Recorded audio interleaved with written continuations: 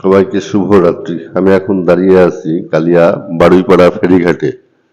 নদীর ওপার থেকে একটি ফেরি আসতেছে।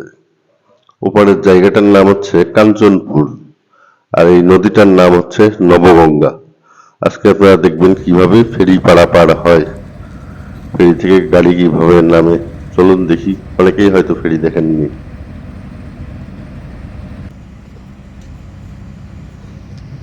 প্রায় কাছাকাছি চলে এসেছে ফেরিটি। ফেরিটি আসার পরে প্রথমে পন্টনের সাথে আটকানো হবে, যে দৃশ্যটা আপনারা দেখবেন। তারপরে পল্টনের সমতলে আসার পরে গাড়িগুলো ধীরে ধীরে নিচে নামবে আর কি।